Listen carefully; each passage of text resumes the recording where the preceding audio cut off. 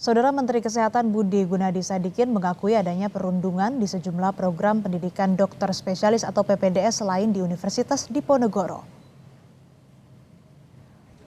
Menurut Menkes, perundungan salah satunya dilakukan dalam bentuk instruksi bekerja hingga malam atau melebihi jam kerja.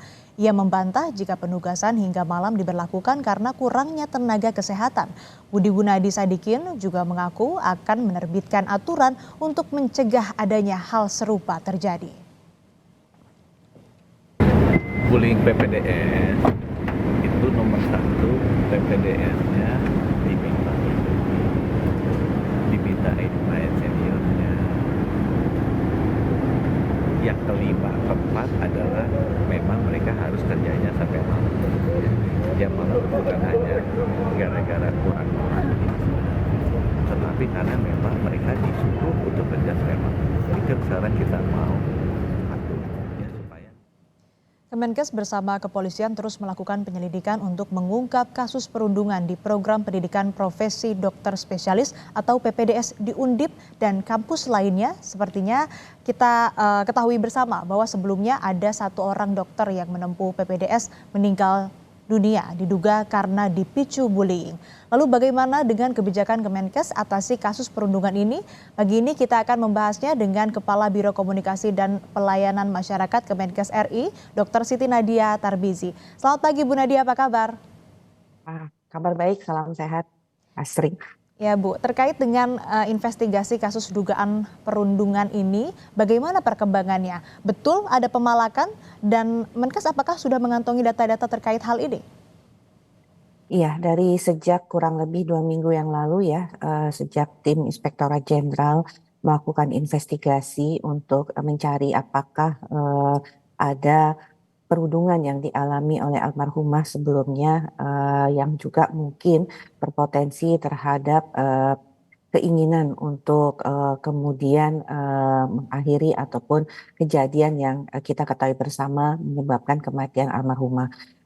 Jadi kita sudah ada beberapa yang ditemukan oleh tim investigasi seperti misalnya adanya permintaan uang di luar biaya pendidikan resmi yang sempat dikatakan itu antara 20 sampai 40 juta per bulan, walaupun memang ini masih simpang siur ya, ada yang menyatakan ini hanya 6 bulan, tapi ada juga yang menyatakan ini setiap tahunnya nanti sesuai dengan kenaikan tingkat akan terjadi pengurangan.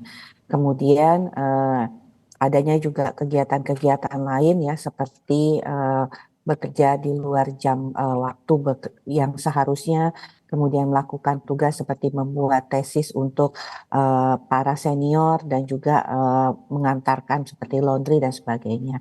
Nah, ini kalau kita lihat dari informasi yang kita dapatkan di awal, seperti antara lain pungutan-pungutan ini tentunya sangat memberatkan almarhumah dan keluarga karena memang almarhumah pada saat menempuh pendidikan itu sudah tidak bekerja lagi, sehingga memang full kegiatannya adalah untuk pendidikan.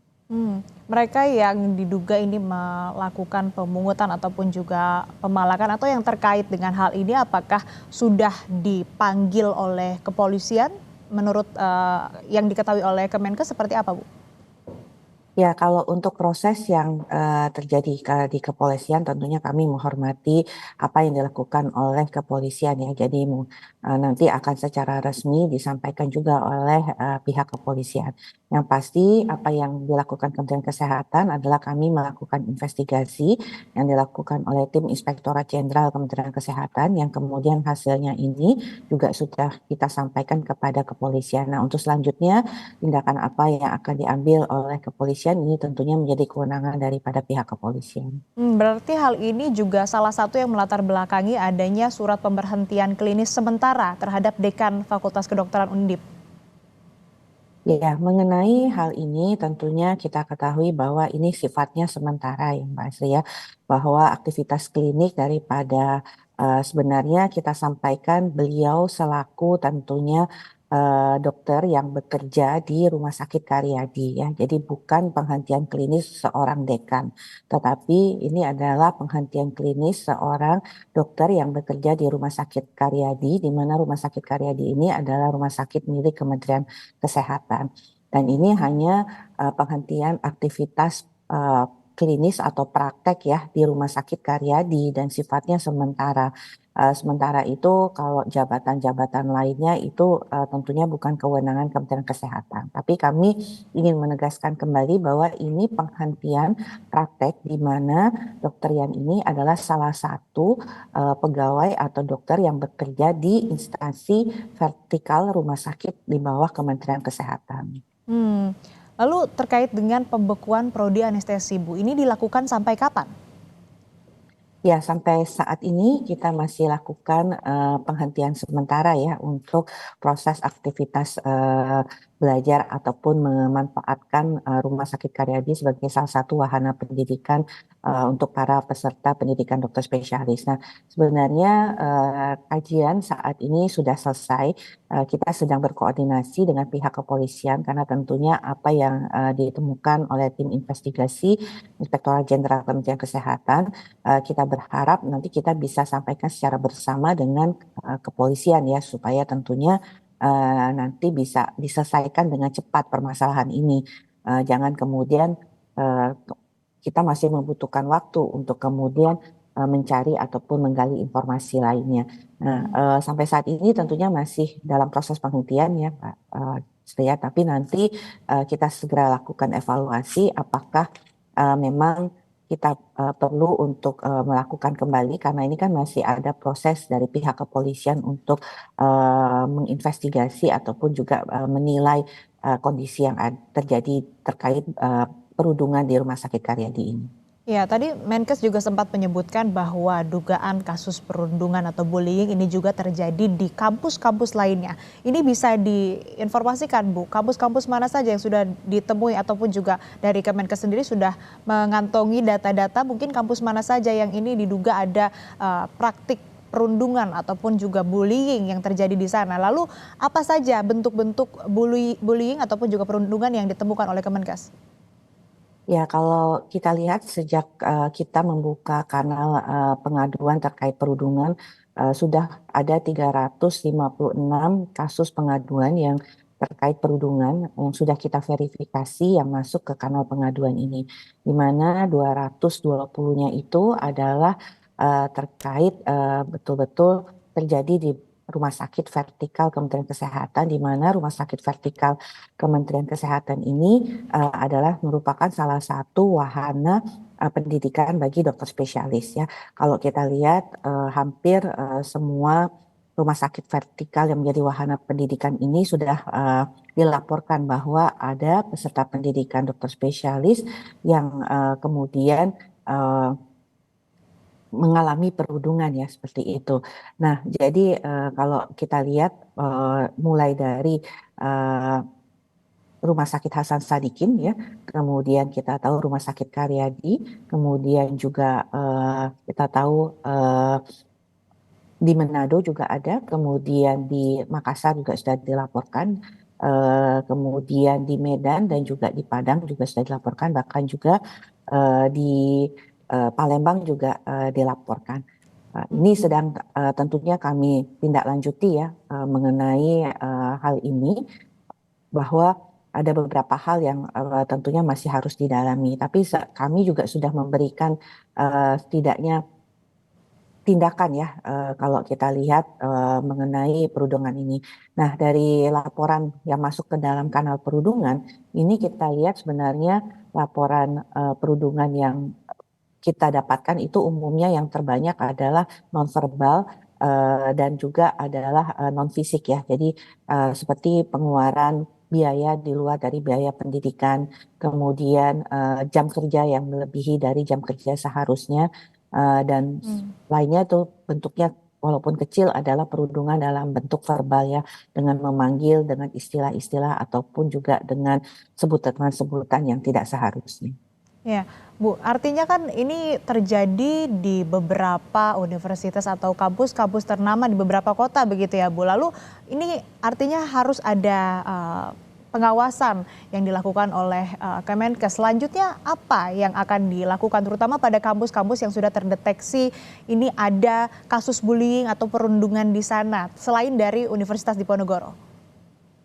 Ya, tentunya yang mungkin sudah kita pahami bersama ya, yang sudah diambil oleh tindakan dan tentunya sudah didukung oleh Sivitas Akademika dari Universitas Padjadjaran adalah beberapa yang kita ketahui terkait hukuman yang diberikan oleh Fakultas Kedokteran Universitas Padjadjaran ya. Kemudian itu selain itu juga kita ada beberapa tindakan yang sudah kita sampaikan juga bahwa sudah ada teguran atau sanksi administratif juga pengembalian peserta pendidikan dokter spesialis ini kepada Fakultas Kedokterannya. Nah, tindakan-tindakan untuk terus melakukan investigasi terhadap berbagai aduan-aduan yang masuk ke kanal pengaduan perundungan tersebut yang kemudian juga ditindaklanjuti dengan investigasi yang nanti akan kita bisa tentukan sanksi seperti apa yang akan diberikan mulai dari ringan, sedang, berat ya, dan itu juga berlaku untuk tenaga pendidik, pegawai-pegawai lainnya yang terkait, kemudian pimpinan rumah sakit dan juga si peserta didik yang melakukan perundungan. Nah, tindakan tegas ini kan tentunya akan memberikan atau sanksi ini akan memberikan kepercayaan terutama untuk mereka yang mengalami perundungan untuk melaporkan kejadian ini karena memang perundungan ini tidak mudah kalau kemudian kita tidak mendapatkan informasi terkait kejadian ini. Yang kedua adalah kita akan berkolaborasi dan memperkuat ya tentunya bersama dengan Fakultas Kedokteran atau universitas terkait untuk memastikan bagaimana kita menghilangkan kejadian perundungan yang terutama terjadi di rumah sakit vertikal milik Kementerian Kesehatan. Mengapa kemudian Kementerian Kesehatan mengambil langkah proaktif? Karena kejadian perundungan ini terjadi pada saat pasar peserta pendidikan dokter spesialis ini melakukan pendidikannya di rumah sakit vertikal Kementerian Kesehatan. Jadi kita merasa bertanggung jawab, jangan sampai kemudian terjadi hal-hal yang tentunya terkait perundungan ini terjadi di instansi milik Kementerian Kesehatan. Oleh karena itu, langkah-langkah ketegasan ya, bukan hanya tadi yang melakukan perundungan ataupun tenaga pendidik yang terkait, bahkan pimpinan rumah sakit itu harus membuat suatu lingkungan yang memastikan tidak sampai terjadinya perundungan. Ataupun kalaupun ada perundungan, itu harus segera turun tangan untuk melakukan pencegahan. Oke Bu, artinya untuk menghadapi kasus bullying ataupun juga dugaan perundungan yang terjadi, mulai dari sanksi yang diterapkan, investigasi, juga kolaborasi dengan universitas-universitas yang menerapkan PPDS ataupun juga mengadakan program spesialis begitu ya. Itu untuk mitigasi dan juga untuk treatmentnya untuk pelaku begitu ya. Lalu untuk korban ini bagaimana cara mereka untuk bisa speak up dan juga mendapat jaminan bahwa mereka ini nantinya menempuh pendidikan spesialis ini bisa tanpa perundungan atau tanpa bullying? Ya, yang pasti identitas dari yang mengalami perundungan harus dipastikan untuk terjamin ya, supaya nanti pada saat melakukan pendidikan itu tentunya tidak ada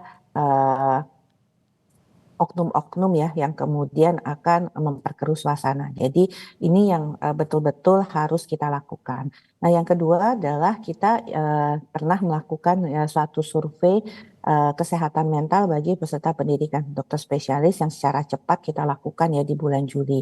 Dan pada saat itu kita men-screening kurang lebih 12.100 peserta pendidikan dokter spesialis. Jadi kurang lebih ini kalau lihat datanya 94% dari peserta pendidikan dokter spesialis yang sudah kita lakukan screening kesehatan jiwa itu sekitar bulan Maret 2024. Dan memang kalau kita lihat hampir dari screening cepat ini 41%-nya itu mengalami depresi yang minimal. Ya, ada gejala depresi tapi minimal.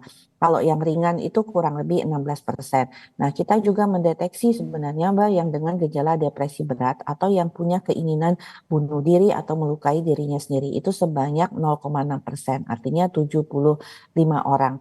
Nah, dari hasil screening inilah tentunya kita bisa tindak lanjuti untuk mengambil langkah-langkah termasuk melakukan konseling ya, mulai dari yang depresi ringan sampai dengan yang mengalami tadi depresi berat. Dan tentunya ini kita berharap kerjasama dan dukungan dari Fakultas Kedokteran yang terkait karena mereka ini kan menempuh pendidikan berdasarkan tentunya sekolah ataupun universitas di mana fakultas kedokteran yang menaunginya.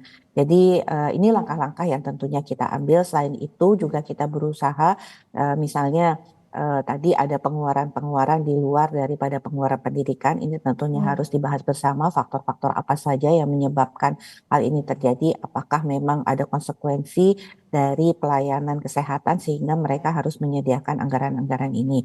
Kedua, misalnya tugas-tugas yang melebihi dari jam kerja, ini pengaturan untuk peserta pendidikan dokter spesialis mengenai jam kerja, mengenai jam pelayanan dan sebagainya harus dibicarakan antara rumah sakit tempat di mana wahana pendidikan itu terjadi dengan fakultas kedokteran. Karena selama ini kan tidak ada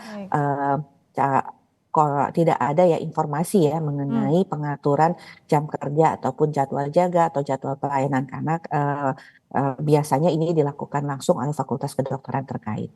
Ya baik, dimulai dari screening saat kemudian calon dokter spesialis ini masuk, mulai dari psikologisnya, kemudian juga diadakan konseling dan juga tadi ini monitoring khususnya untuk jam kerja tadi yang biasanya melebihi. Nah ini harus dimonitor dan juga tadi iuran-iuran yang memang nyatanya ini tidak seharusnya ada begitu ya. Terima kasih Ibu Siti Nadia Tarbizi, Kepala Biro Komunikasi Pelayanan Masyarakat Kemenkes RI telah bergabung bersama kami di Sapa Indonesia Pagi. Sehat selalu Pak. Sama-sama.